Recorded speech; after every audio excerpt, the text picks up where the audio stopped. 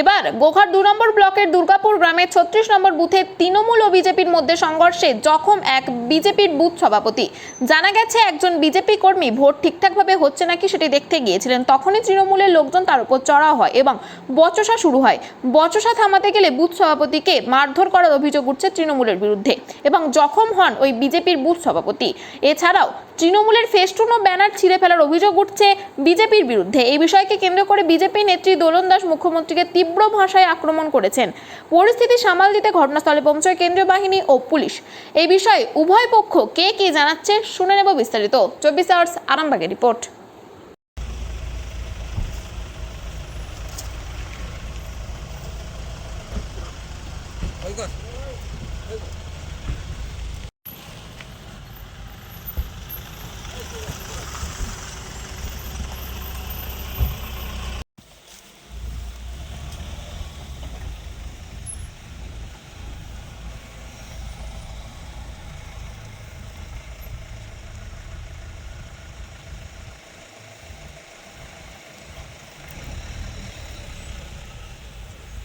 এবার হচ্ছে মেন কথা হচ্ছে আমি হচ্ছে এই জায়গা হচ্ছে বুথ সভাপতি প্লাস হচ্ছে বিজেপি করি, আর হচ্ছে ওদের রাগ হচ্ছে আমি বিজেপি করি।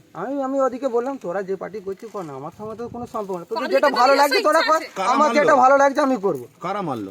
টিএমসি লোক। কেন মারলো? ওরা হচ্ছে আমাদের পিরু হচ্ছে দেখতে এসেছিল ভোট ঠিকঠাক হচ্ছে কিনা, তার জন্য ওরা হচ্ছে রুকে এসে দাঁড়াচ্ছে, ওকে মারতে যেতে, সেটা আমরা প্রতিবাদ করেছি যে কেন ও কেন মার খাবে কেন, তো দেখতে এসেছি তার আগে ওরা এখানে চলে এসছে।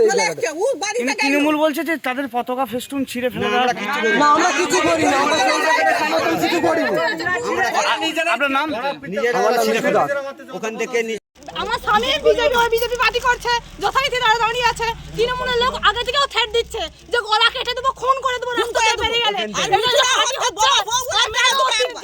যেটা পার্টি করতে ইচ্ছে করে সেই পার্টিতে করবে, সেই পার্টি করবে। পাবলিক যেটা নিজের কারা মারলো? কারা মারলো?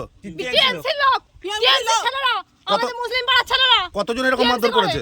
অন্তত 15 জন।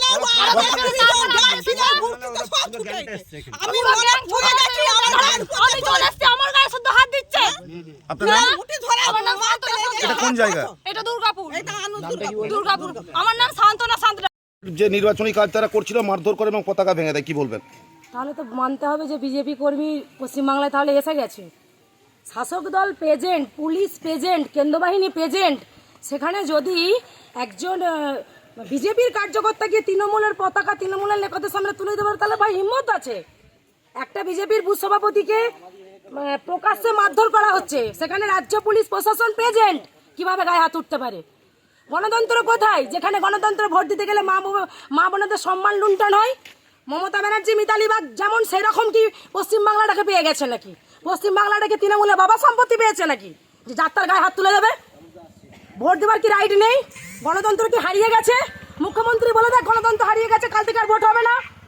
বলে দেখ মুখ্যমন্ত্রী, পশ্চিমবাংলা থেকে অবিলম্বে ওই মমতা ব্যানার্জিকে চুলের মুঠি থেকে ধরে নবান্ন থেকে নামানো উচিত। যে পশ্চিমবাংলার আইন শৃঙ্খলা সবসময় ভেঙে দিচ্ছে, তার লজ্জা লাগা উচিত।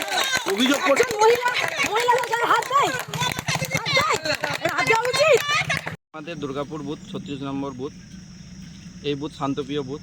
এই বুথে যতবারই ইলেকশন হয়েছে তৃণমূল কংগ্রেস 300 আপে ভোটে লিড পেয়ে এই বুথ জয়যুক্ত হয়েছে।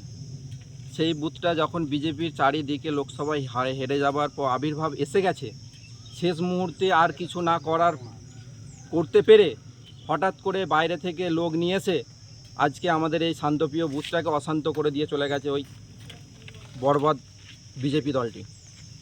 কেন করলো? আমাদের এখানে তৃণমূল বেশি অঙ্কে ভোটে করে, সেই হিসাবে এখনও ভোট পড়তে কিছু বাকি আছে, সেই ভোটটা যাতে বানচাল করে দেওয়া যায়, সেই পরিপ্রেক্ষিতে আজকে এসে এই কাজটি করে দিয়ে গেল। এখন পর্যন্ত কত পার্সেন্ট ভোট পড়েছে? এখন পর্যন্ত ধরুন 82% মতো ভোট পড়েছে।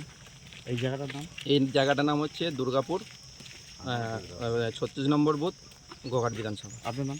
আমার নাম শেখ শফিকুল ইসলাম, আমি একজন বুথের একনিষ্ঠ কর্মী তৃণমূল কংগ্রেসে।